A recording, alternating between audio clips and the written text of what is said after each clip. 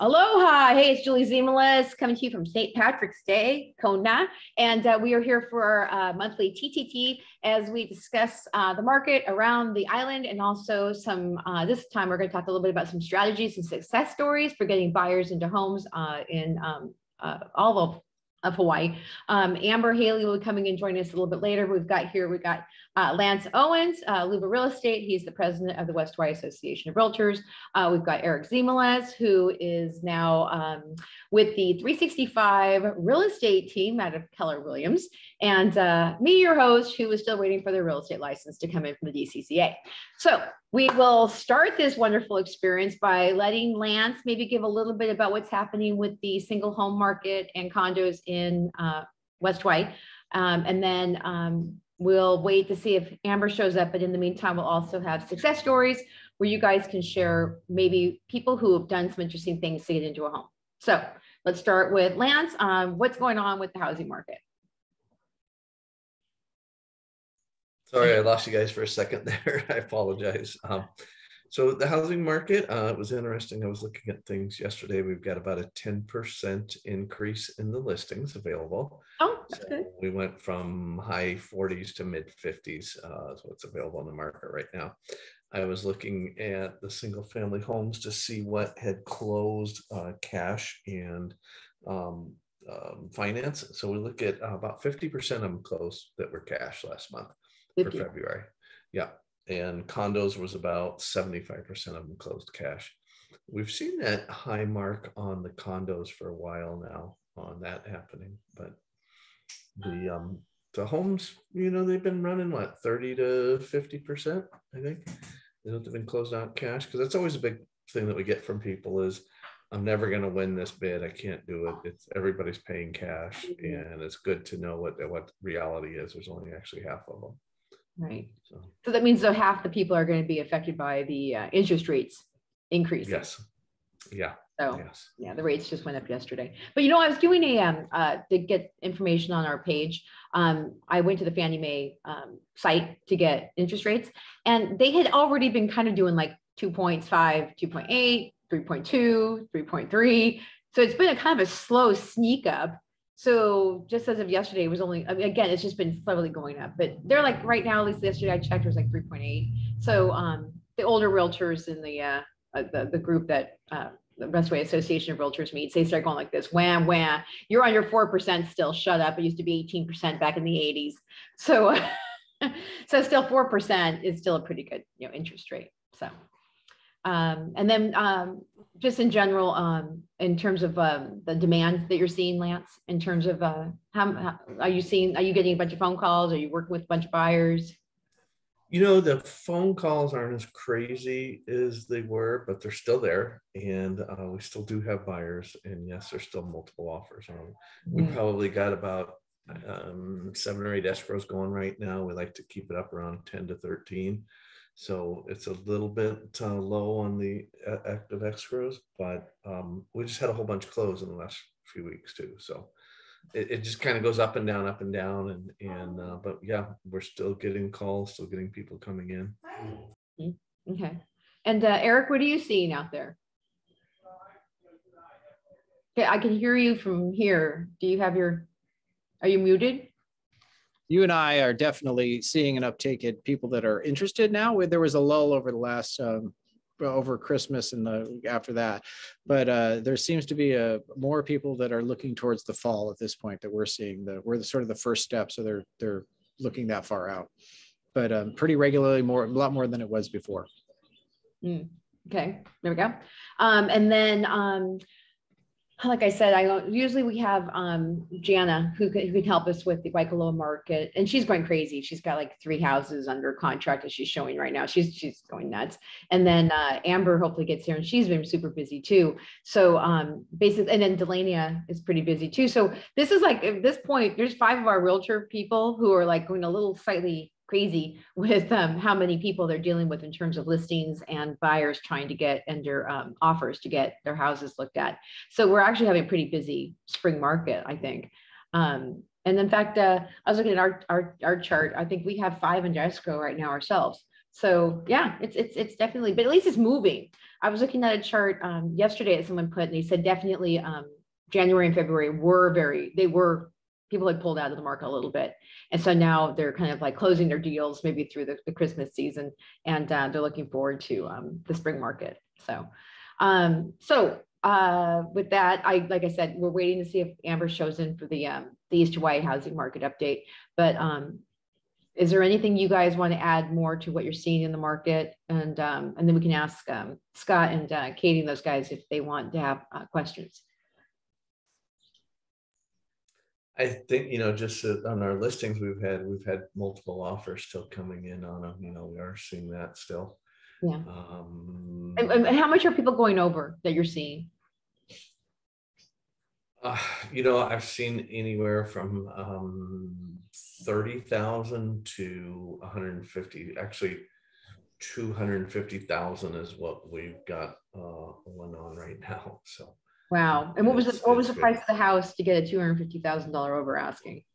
1.2. Okay. That's a hot market, right? Yeah, it's a hot market, 1.2. It's 1.2 and some change, and they're willing to go up to 1.5. So it's it's a little over 250. So yeah. And then Eric, you've been working with one of our buyers. Tell them what happened with that. With the which one are you referring to? What happened with Seth? We had one that got accepted on the good side, and we were over, but I also had another one that was definitely, it didn't look like it was going to be that much interest. It was sort of a fixer-upper, and it needed some work, and it didn't have the qualifications that you usually have of that perfect property, and it still went way over. And that one had multiple offers, and I had one just recently that had 9 offers on it, and it went way over. Like Lance was talking about, I think it was over 100 by the time it got done with it. So it's definitely, it's a crazy time with that it doesn't, that part doesn't seem to be slowing down. The people that are here definitely seem like they're getting serious about getting a property. Yeah. And then the success rate, at least with Seth, how many offers did you write before he got a successful offer accepted? I think we did 5, and a couple that weren't even close, that we just couldn't even make an offer on. But yeah, to get it in was, it was definitely a good story after, spending all that time going through this process and trying to get there. And it takes, sometimes that's what it takes. You have to find the right fit in the right place, and, just the right timing too. And he was able to make it. So he's very relieved. Yeah. And then when did you say you have to be aggressive also too? Yes, definitely aggressive. Okay. Questions from the field. So Katie, do you have something that you have questions for in terms of what's happening with the market right now? You're in the market right now.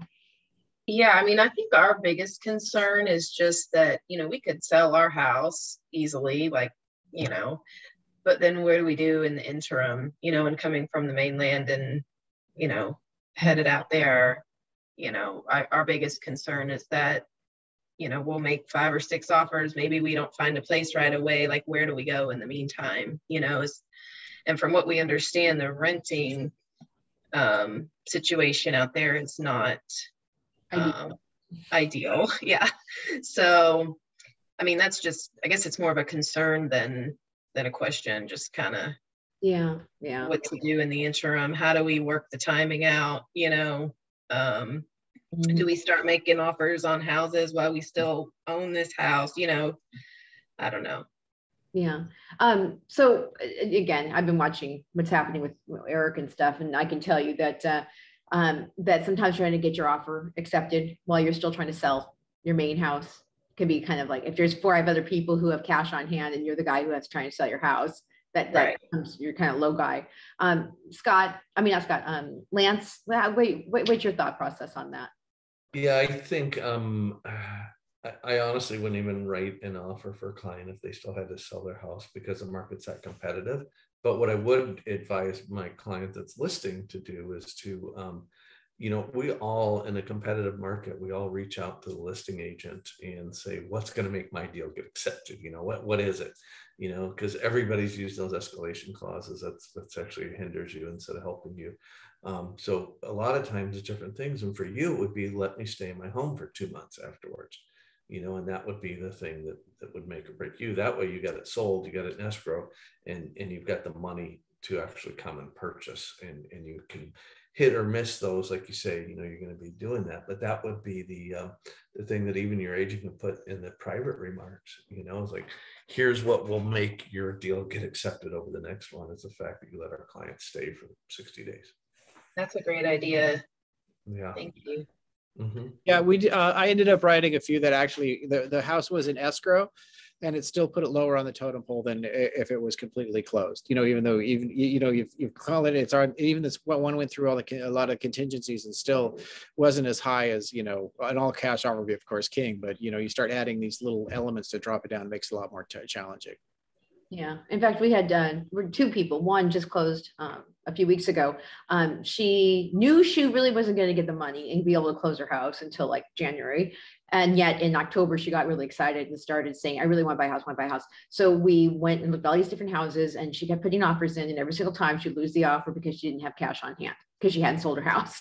And the day that she sold her house, she got under escrow within like days here in Hawaii. And then she moved in, and she only had to rent for, in fact, you know what she did? She had a dog and 2 cats too. She went to a place called furnishedfinders.com. Write that down. That's it's kind of like, people don't know that. It's a kind of like a good place to find housing. It's usually for people who are traveling nurses, but they don't care who pays as long as you pay. And it's specifically for short-term renters, not a month, not 6 months, but somewhere in between. So she found a nice place to live for 2 months while she was waiting to close up her escrow and then move away from that. So that's a little tip for you. Scott, call. I know you're there. Scott. Scott had reached out to me about 2.5 weeks ago. He's a little bit further out, but what else is there? So there's the fear of being houseless, but I like the idea of like what Lance said about making sure that you get a chance to like, don't leave your house if you don't put that, if you have a little contingency on that.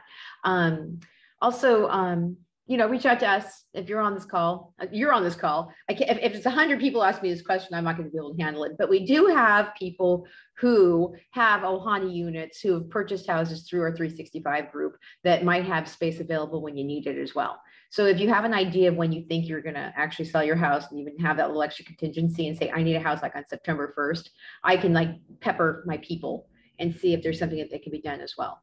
So.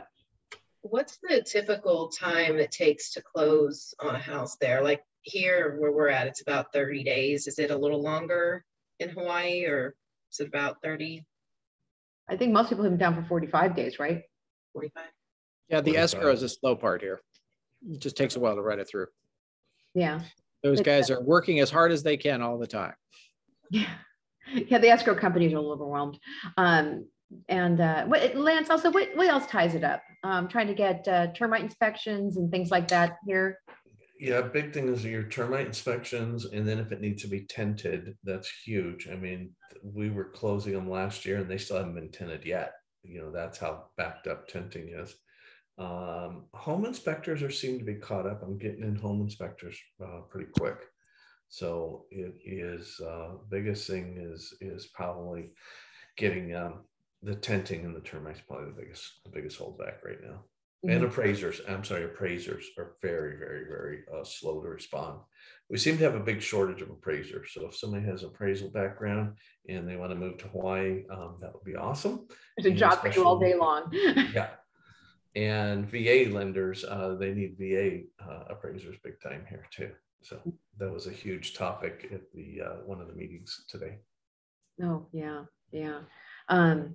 So because that will hold up your mortgage if you have to have a mortgage. Okay, so there's your question answered. I'm trying to think what other questions people were asking about. One thing I get a couple questions I've had this week is I had someone looking for an STVR that they could use for a while till they moved out here, and their question was, does it have to be one now? No, if it's a condo, you can put it into a unit. It doesn't have to be an existing one. That's easy. And another one on somebody doing a 1031 exchange asked almost the same question, like, does it have to be rented right now if it's vacant or the owner's been there, but I want a 1031 out of one state and into Hawaii? can I do it without it being a rental? And the answer is yes, as long as you turn it into one. Okay. You know, this is, you know, a little demographic for you. I've had 3 people who are retiring, coming and looking at condos here. And all 3 said, I would like to use it for only half time now, so that way I can enjoy part of it and I want to rent it out the rest of the time. They want to move into it full time later on when they you know, close up their life, and then really retire. Lance, is this just started, you know, they want less expensive condos, but some of those less expensive condos, like away from the oceanfront, are not necessarily able to be STVR, like the that condo complex up in Palisades. Can you do STVR in that? Not to my knowledge, I don't think you can. Okay. No. Okay. Yeah. So if anyone's watching this and you're thinking about doing this back and forth thing, if you're thinking about renting it out, you have to have a permit to do that, right? So you have to have a short-term vacation rental permit. And the way to go about that is there's an application process for is what you need to do. And you get that county. It's through the county, through the permitting department. It takes some time and energy. It's not just a walk in the park to get it. They ask for a lot of specifics. They want the pictures of you need to bring 11 by 14 pictures of the condo, blueprints of the condo. You have to have also the condo association where it is located. All these different things have to be done, but it is doable and it's not terribly expensive. It just takes some time and energy. And the most of the condos are in the vacation zone, except for the one that Julie's talking about is much farther away and is definitely out. But all the ones on Lee Drive are in the correct vacation zone. There you go. So there we go. So that answers that one. Okay. Okay. So that was one. That was the vacation thing about coming here. And then also when we were talking about getting income with your properties, that people were talking about, if you are have a single family home up front and a Ohana unit below you, as long as you live in the house, you can rent out the bottom part however you want.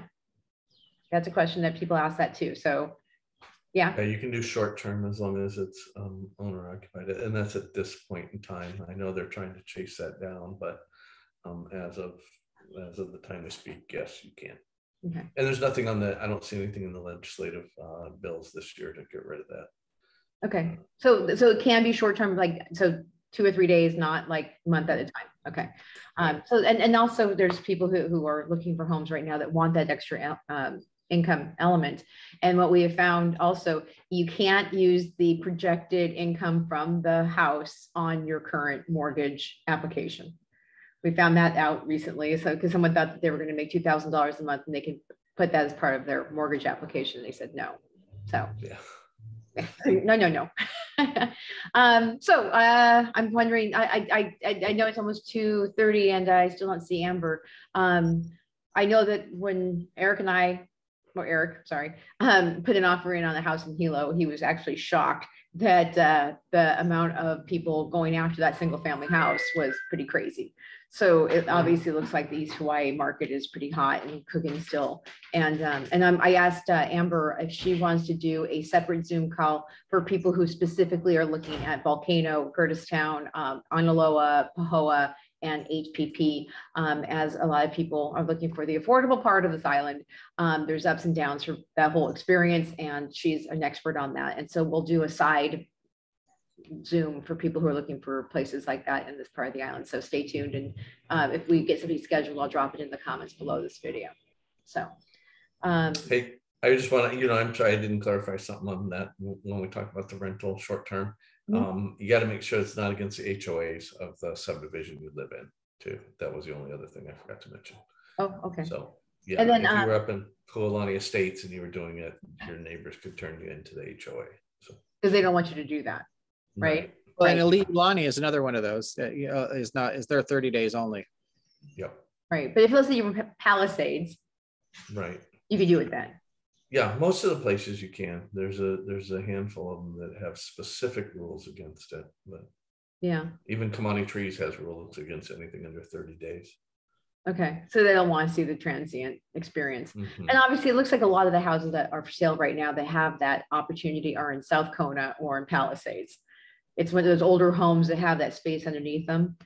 So, yeah. And so that was one of the things that we have a woman that's looking specifically for a home that has income potential. And it looks like obviously the well-established neighborhoods in the Kona area don't have that opportunity because houses aren't built that way, right? A lot of those older homes have that. So, okay. Well, okay. So if there's, Katie, do you guys have any more questions? I will. Okay. So I wanted to say happy St. Patrick's Day to everybody. And if I hopefully, obviously it's because the market's so crazy. I lost 3 of my realtors today, but thank you, Lance, for showing up, and Eric, who's every day gaining more and more knowledge after this this event. And we will bring you guys back mid-April, TTT, and maybe we'll do it a little bit later in the day just to make sure that our realtor partners are not completely busy in the middle of the day. So that might be the case as well. So with that, you guys, thank you for joining us. The crowd there looking for a home. We love you guys. And we will see you next month. And thanks you guys for joining us. And we will catch you later. Have a good one. Thank you. Okay, thanks, Ed.